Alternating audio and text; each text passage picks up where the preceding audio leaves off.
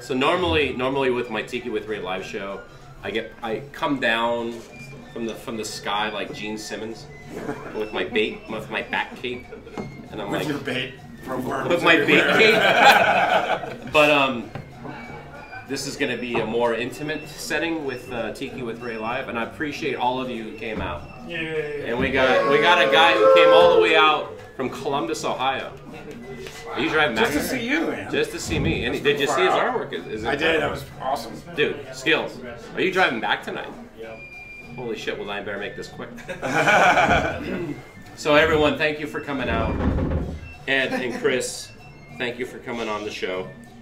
Ed and Chris are the owners and creators of the Inferno Room in Indianapolis, Indiana. And I'll tell you what, I have never seen so much Papua New Guinea in my life. Is this the world's largest collection of Papua New Guinea? A tiki bar that has the largest Papua New Guinea ever? Because normally it's like a mask or like a one over there. For about 3 months, probably. Yeah, right, exactly. So then, okay. Until the Grand Rapids deal opens, in which we had we'll see. We'll see. I mean, it's kind of like, well, you know, whatever. But I mean, we have a lot. And, yeah, you do. And like a lot. Specialized in Papua New Guinea. So, and I gave you the peek into like the stuff that hasn't even made it up onto the walls yet. Yeah, it's gonna come. It's just gonna be like wall to wall Papua New Guinea. Layers upon layers. So what came first?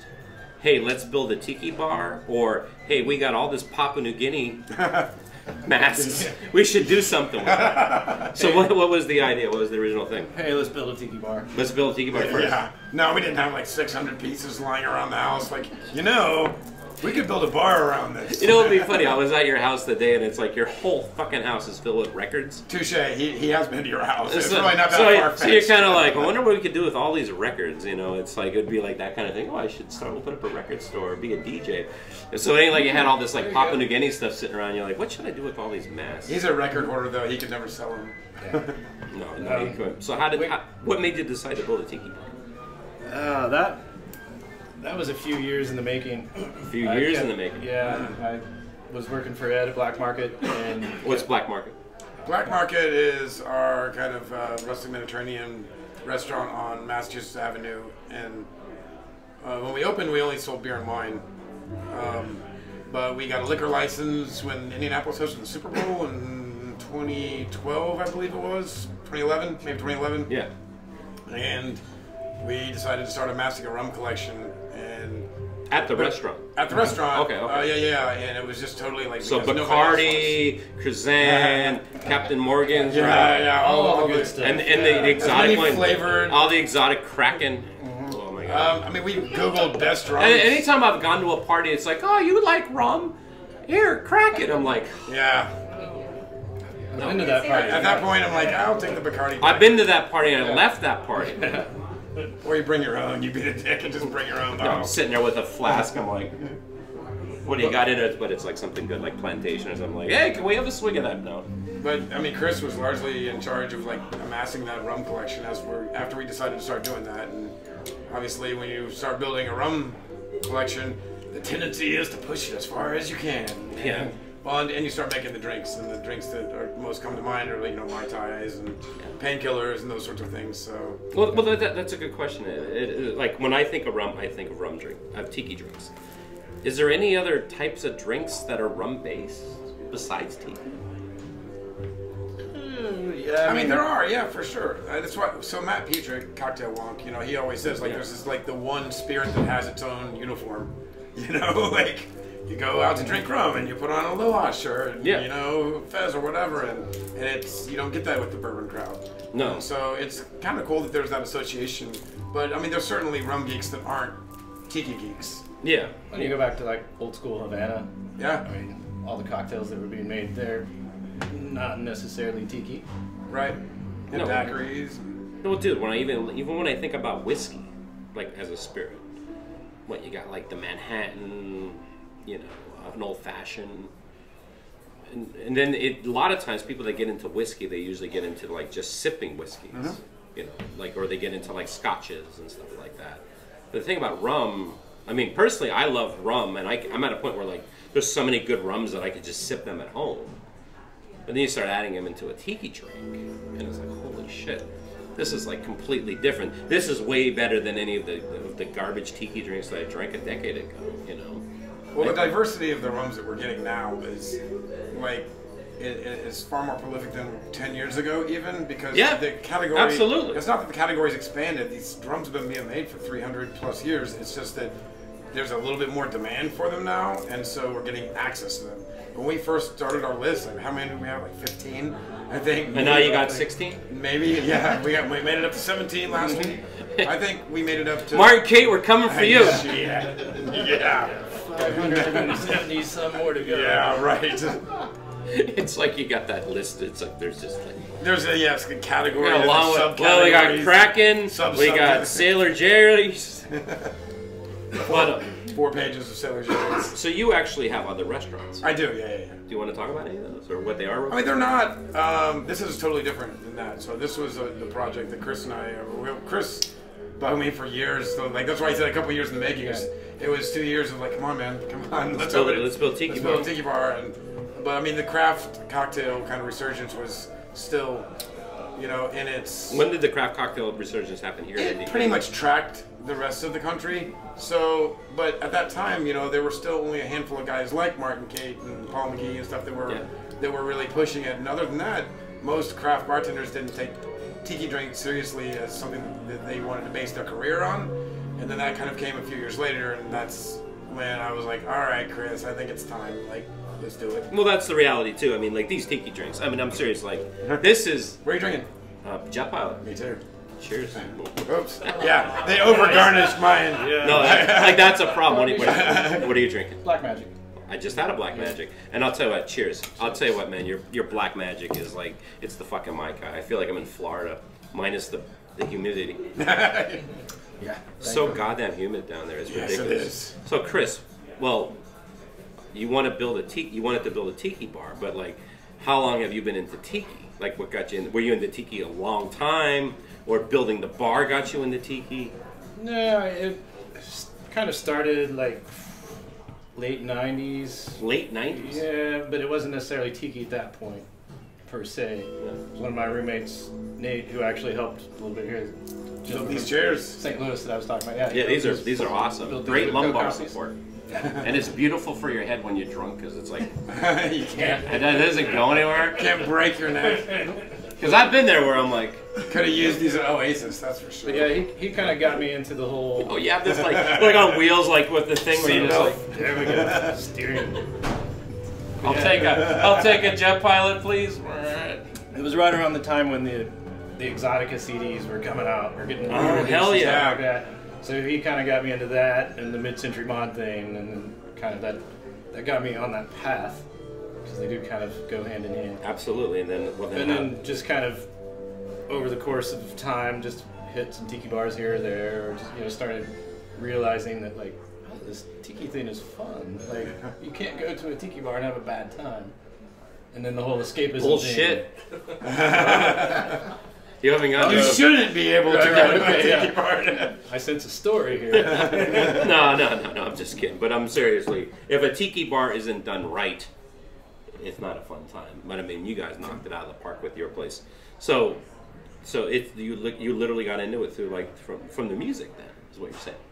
Yeah, pretty much. I mean, music and furniture. Nate was big into furniture. He was at that point in time was learning how to reupholster things. So. Or was it because of that Exotica album that Iron Maiden made after Seventh Son? I want to hear that so badly. I would purchase. There you go. That's the band we're starting. Cut this out. Bruce Dickinson. I don't want to give somebody else that idea. I was gonna say Sam Harris, but what's the guy's bass player? Steve Harris. Completely different guy. I want to see Iron Maiden make Exotica music. Yeah, they're getting old enough now; they can probably branch. Right. I'm sure Steve Harris on vibes. They're getting old enough. They've been old enough. So there you go. There you guys get on it. You know. There you go. Slayer, when they retire, Kerry King, he could start an Exotica band.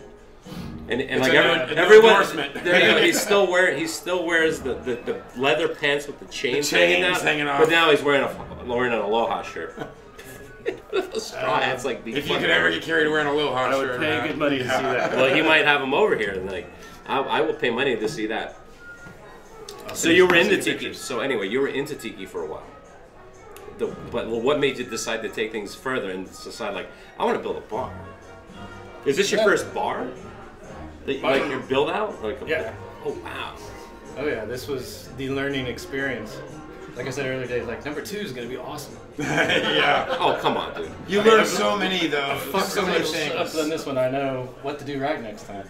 Every time you build any restaurant, you learn what not to do next time. But this place, like when you're asking Chris about building the place, he literally built like 80% of this place. Because it wasn't like we could go to a general contractor and be like, all right, all this kind of matting goes on that wall, and then we need some bamboo over there, and then like, carve this and some, like Papua New Guinea styles over there. Like they didn't know what the hell we were talking about, so it was either like pay somebody to do it and then have Chris micromanage them, to make sure they did it right, or just have him do it. Luckily, he's got hellacious carpentry skills. Yeah. And the tools. I was gonna say, Tools help too. got the tools.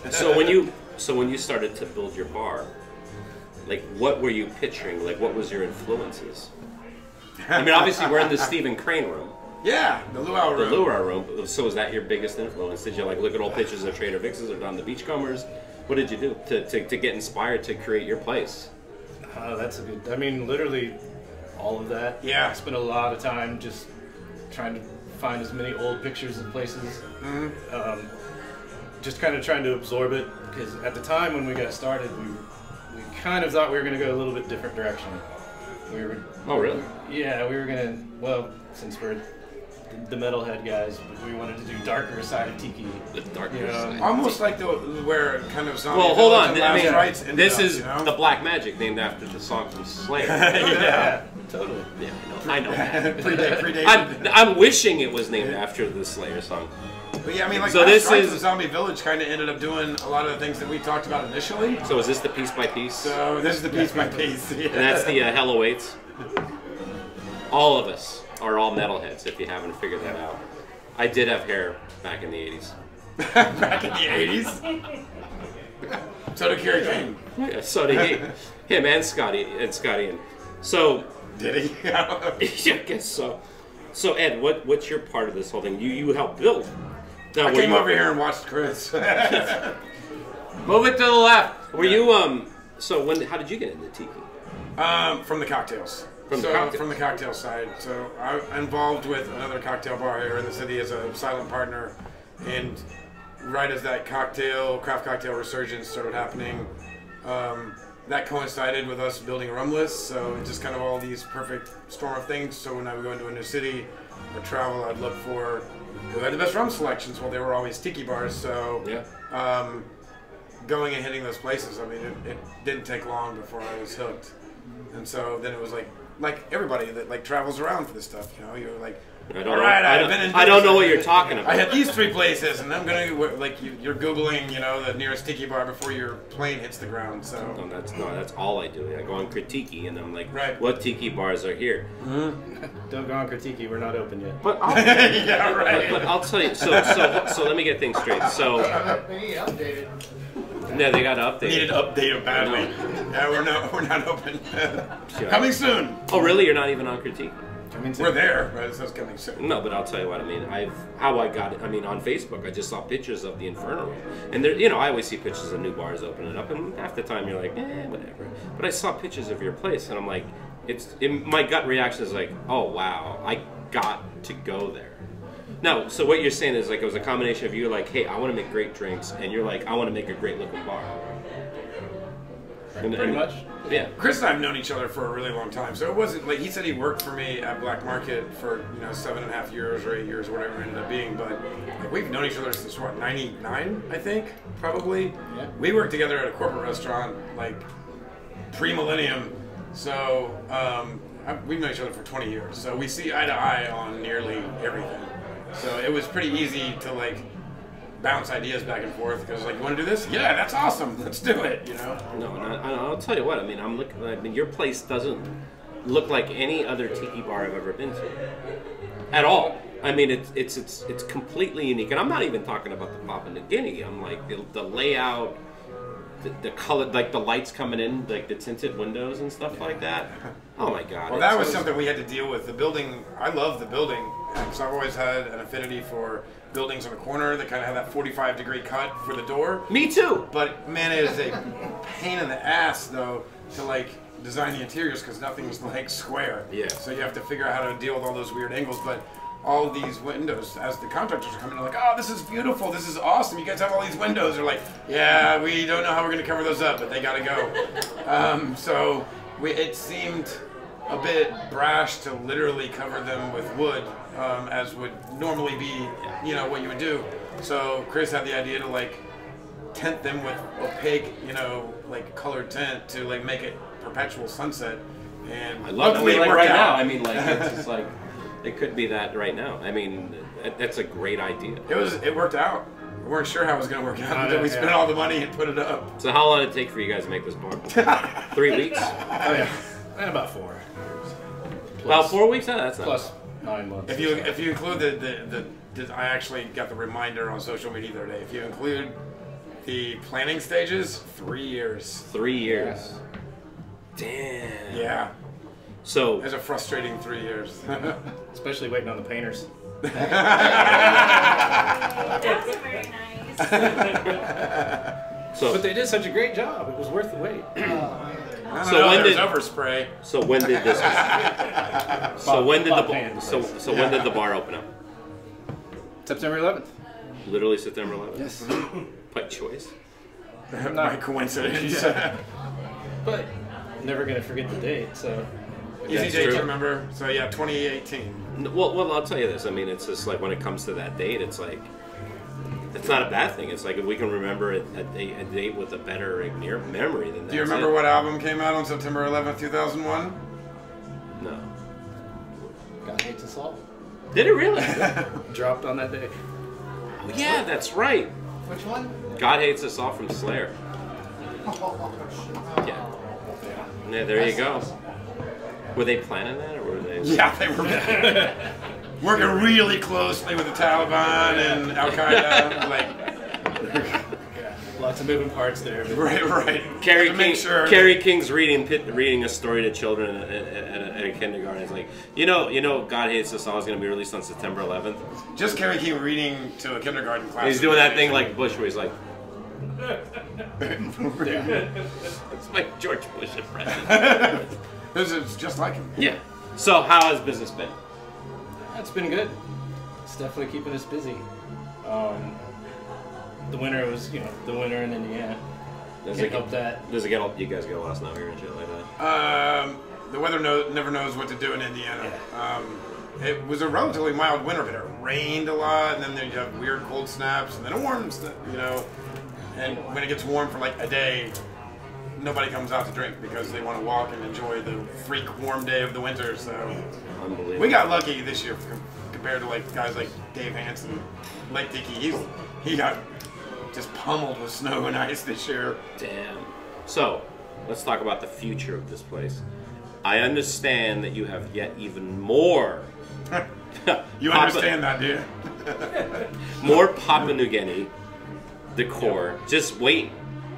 And I've been to your house, and you have a front porch filled with bamboo furniture. And when I went to your house, I'm like, yeah, this must be his place, We've got stuff on a truck from North Carolina today coming. Yeah, on its way here.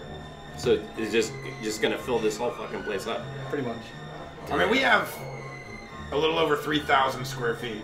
So, like, it's not like a small place that we've got to add layers upon layers. So it seems like a lot of stuff, but, when you spread it out, it's not as many layers as we'd like. I mean, I hold, like, Smuggler's Cove up as, as far as, like, the newer tiki bars. Not My Kai's its own beast. They've had, like, forever, the decades to put the layers up. But, like, what Martin's done, like, that amount of layering it's hard to get to make it look natural. And I don't know. Like I said, when you spread it all out amongst 3,000 square feet, it's not as much stuff as you think. I kept saying that when we were at Undertow, because Undertow is very small. I was like, if only we just did one room. Yeah. No. I was very jealous of that. But seriously, Undertow's beautiful. Seriously, guys, you guys knocked it out of the park. I saw pictures of your place on Facebook, and I'm like, I need to go there. I'm here and I'm so glad I did the drive all the way from Seattle. You guys rock. Thank you for coming on the show. So with that, aloha, mahalo, and all that other crap. And thank you all for coming out. Thanks, guys. All right, have a safe drive back to Columbus. Yeah. Oh, yeah. I messed up. Okay, so now on Records with Ray, we're going to talk about Judas Priest's Turbo. I told you we didn't talk more metal than Tiki. Guys, thank you very much. Thank you. We didn't take any questions. Do you have any questions? Where'd you get that shirt? This one here? Yeah. Oh, I bought it from a friend of mine. Oh. $3. Can't beat that. I thought it was more. I was thinking more questions, more geared towards these guys. Oh. Where's the damn bird? Where did I get my hair? My bird. Where did I get these glasses? These are Warby Parker. I went to McCall. I told you before. I went to McCall on Dude, the you show. don't though. If you came within I can wait. biting distance of her. I got it. Look. Yeah, that's. Yeah, everyone that is not going to see you on the show. A good question, Bob. Okay, back to McCall. Now I've got Pat McCall that she likes to dance. I saw that video. She's mean. And it's like doing like the leg thing and like doing this thing. She's bitey. She doesn't bite me, but she bites everybody else hard. Wouldn't bite me. Yes, she would. Questions? Yeah. Yes. I do have a question. Do you know how long it took Dave to carve all the original artwork for this place? Okay, I'll take this one. Go ahead, because your guess is probably as good as God. He works so amazingly fast. Yeah, with David, man, it's hard to say, like, here's how much time he spent, because watching him work is insane. He puts on podcasts, and he lives a human CNC machine. I saw that he's actually going to one tiki bar and carving during the night. And doing carving at night. He's fast. Yeah, and that piece he just finished today. He started it 4 days ago, and he finished it last night. Like the big mask, the 4 foot by 6 foot big mask out there. Yeah. Like I think start to finish on that was like 9 days. Yeah. And that was going out and buying the wood and then gluing it together. And because he literally called me and was like, "What's next?" I was I like, thought you bought that at Party City. With our plastic hats. Yeah. But he literally just plowed through that and was like, "What's next?" I'm like, I don't know. Yeah, we weren't ready for because that. was supposed to take you like Yeah, a where's month all or the so. where's all the lathes we're all supposed to I don't get remember when we walk in? how many linear feet of trim he did in here. He had a number at one point, but It was a lot. yeah, because I mean all the chair rail, the baseboards, all that was carved and stained. So we almost had like I just came over and visited and brought lunch over for everybody because I have the other restaurant, so Yeah, this is your part of the Like- job. Looking good. we commandeered a space He's the sound guy. and the building. He's the sound guy. Ed, yeah, right. Ed, change it from Seventh Son to Yeah. Peace of Mind. And Was there a lot of listening to metal music while you guys were putting this together? Dave. Well, yeah, I guess you and Nate. Yeah, I mean, I So was joking what was about the that. soundtrack? Lots of Slayer, Slayer. lots Lots of of Clutch. Slayer. Lots of Clutch. But then lots of Fela Kuti too. Oh yeah. What? I had to what are you listen guys to gonna calm stuff on the scaffolding so I didn't fall off and die. What are you guys gonna do for the anniversary, the first year anniversary? Slayer's gonna play her. They don't know it yet. They know Slayer. They don't know it yet, but Slayer's gonna be playing up here. We're working on a couple of things, but we're not entirely sure what the anniversary party is going to look like. But I hope it involves the parking lot and stuff. And Tom Ray is gonna be like, all right, y'all out there, if you're drinking your Mai Tais, if someone drops your Mai Tai, help them pick it up. Right, You know, if there's someone, if there's a drink going down, help each other out. All right. This is a song called War Ensemble. That's a damn good impression. No, it's the funniest thing. He's like, we're all here to have a good time tonight. If you see someone going down, help each other out. All right. This is a song called War. Oh yeah. It's awesome. All right, stop the bit. Stop. Because we're gonna keep on. We're just gonna end up keep on talking about Slayer and King. You're going to have one of the Beach Bomberi interviews. Mexican. I'll tell you what, man. We're going to the mess. When they made Diablo side, I'm like, what the fuck are you guys doing? Why when you push the button isn't what is it? Yeah. Ray and Blood playing. That's a good idea. Like What I want, it would annoy the shit out of everybody. instead of thunder, it's like Rain and Blood. I could actually have No, make that happen. you got to The guy- sample the end of Rain and Blood where it goes. Yeah.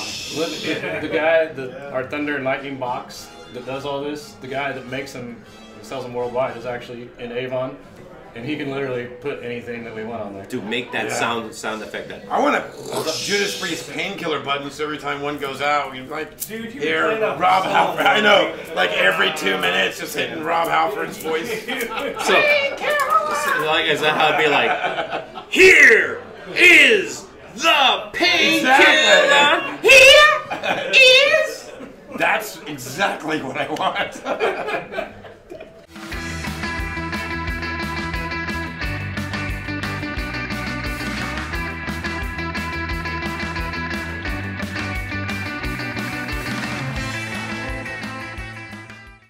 Hey gang, this is Tiki with Ray, and I just want to say thank you very much for checking out my video.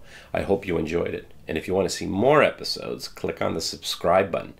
And if you liked the video, give it a like. That would mean a lot to me. And if you have any comments or suggestions, please leave a comment in the comment section below.